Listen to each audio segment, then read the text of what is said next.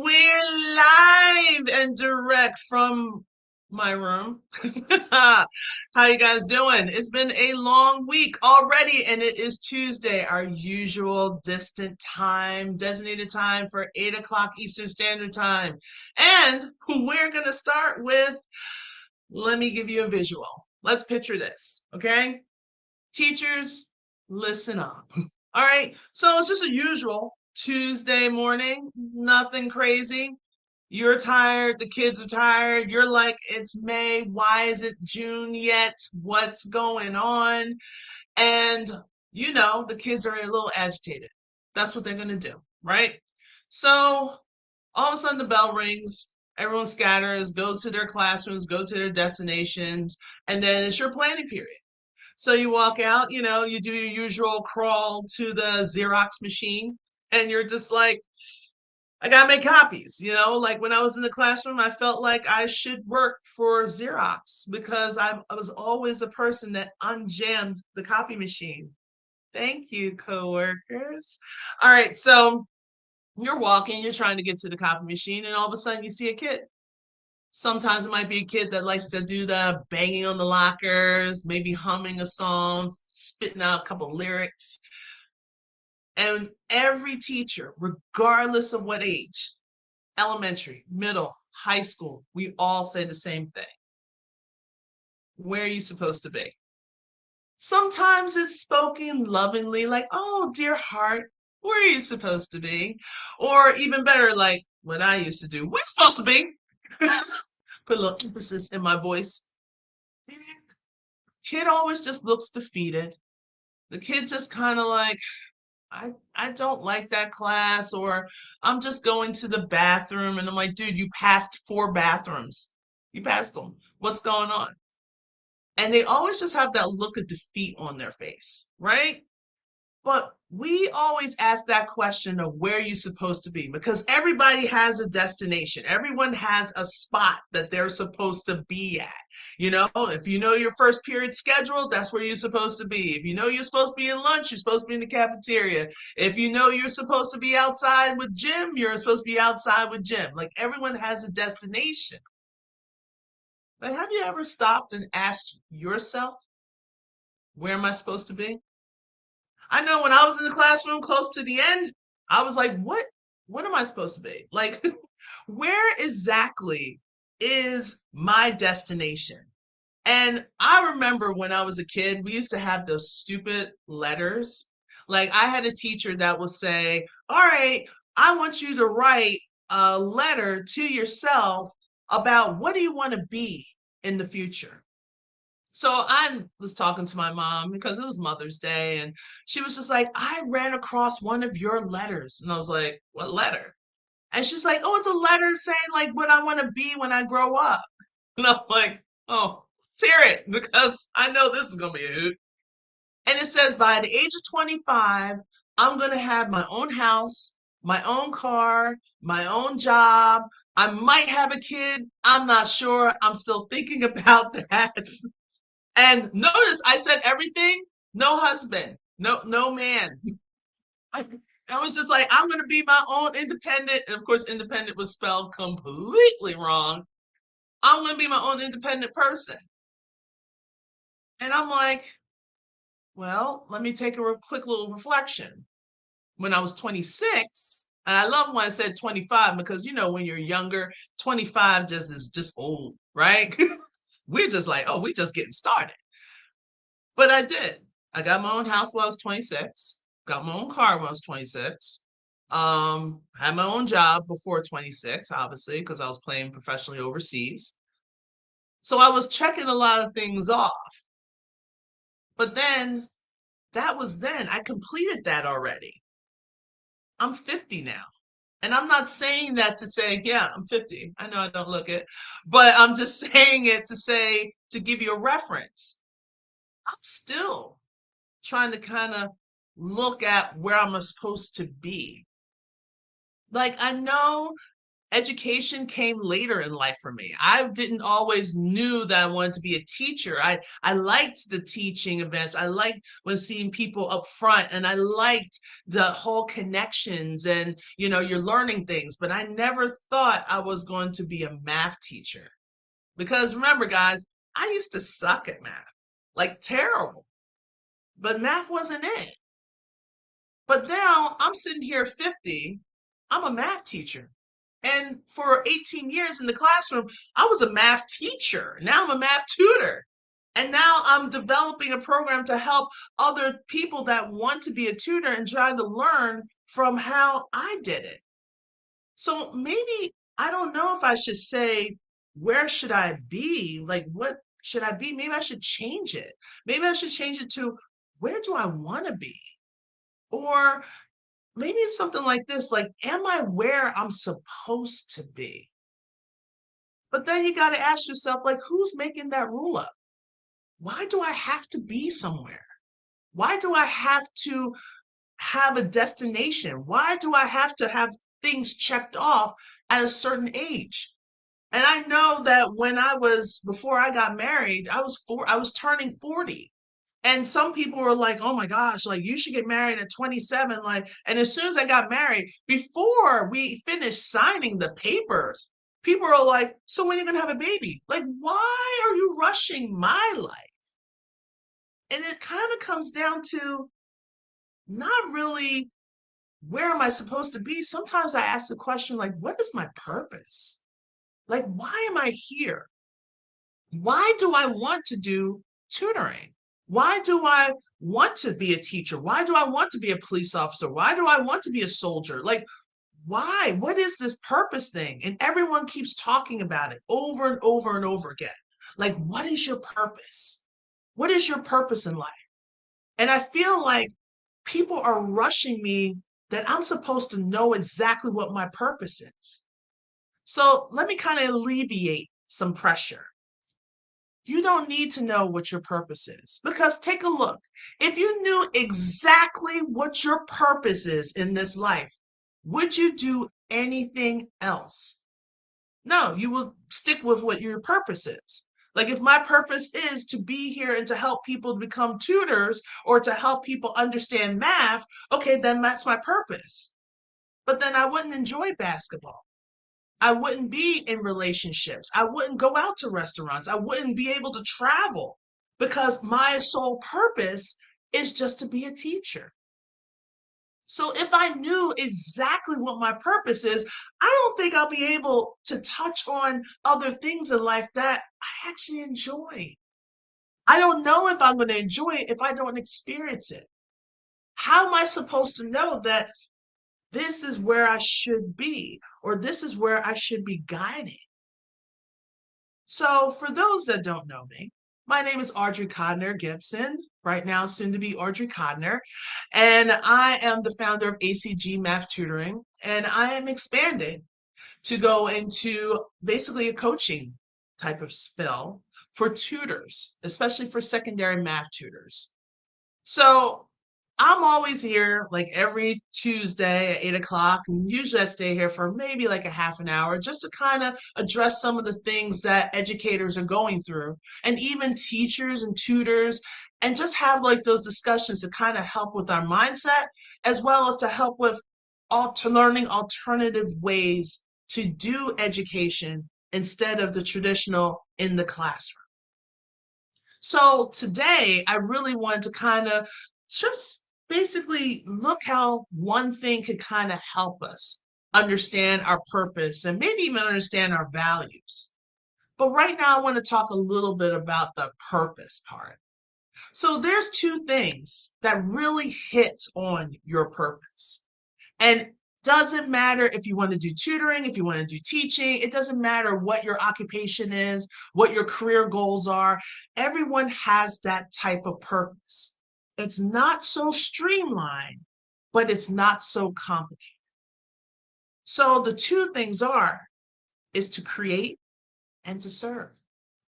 And you're like, well, create what? You can create so many things.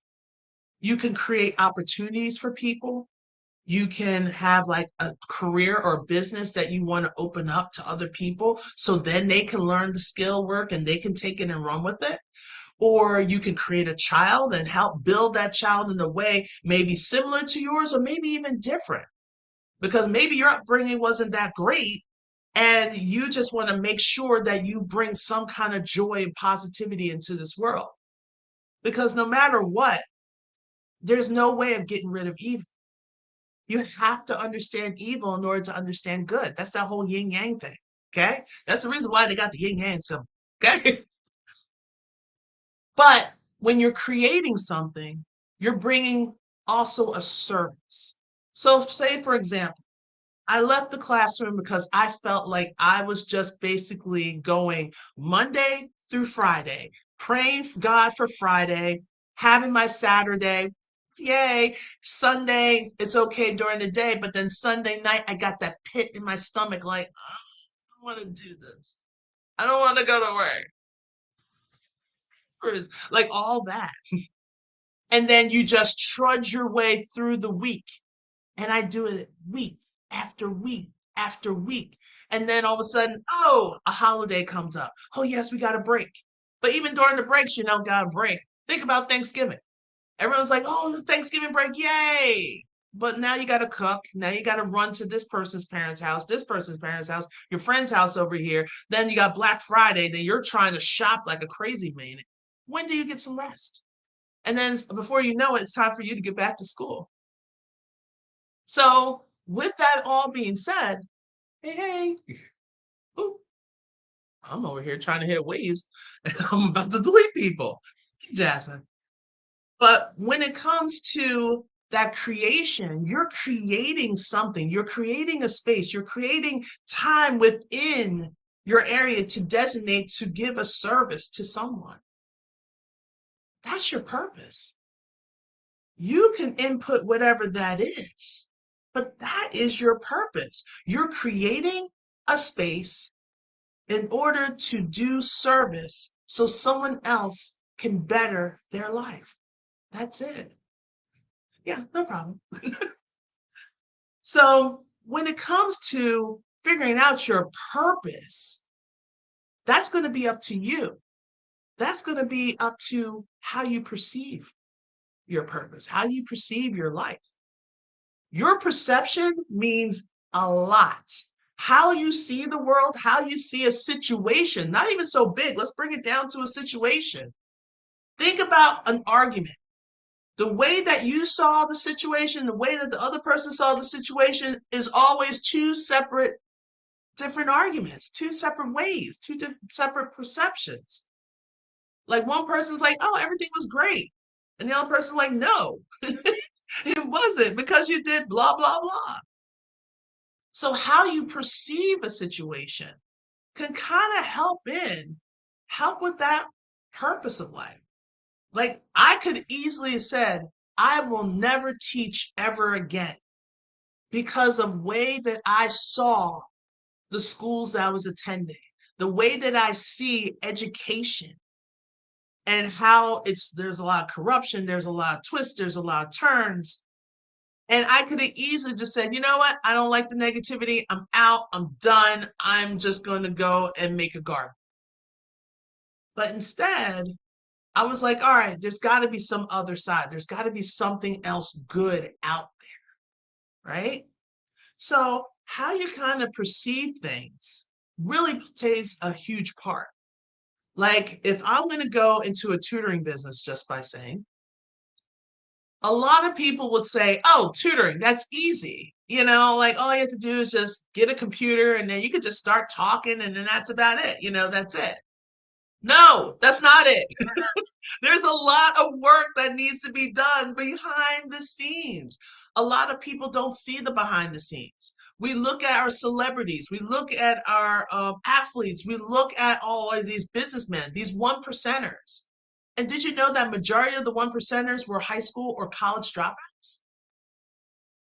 When you think about these things, like you could think of it as says, oh, that gives me hope. Or you could look at it like, oh, we're being run by some weird people.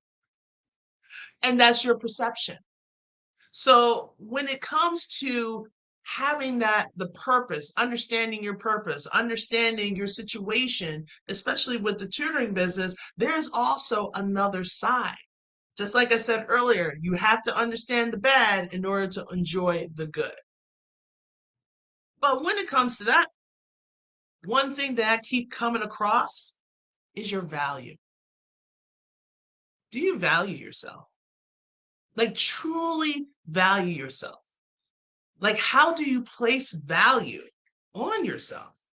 So, when I'm doing my tutoring sessions, and obviously I would like to get paid, and people just don't understand how you put a value on a service. Now, on a product, yeah, I could say, all right, there's a pen, all right, probably $1. People could say, well, I saw another pen for 50 cents, but the reason why I like this pen is retractable. Or it has a nice smooth tip and it glides on the paper, and then you can sell it. But people can actually see it. They can see it as a product. But when you're trying to sell a service, it gets a little harder because a lot of people don't know, okay, well, I want to charge you like $50 an hour, or, oh, that's too much. Like, you should do $35 an hour. Why? Is it because you don't have the money to do the 35 or to do the 52, or I don't know.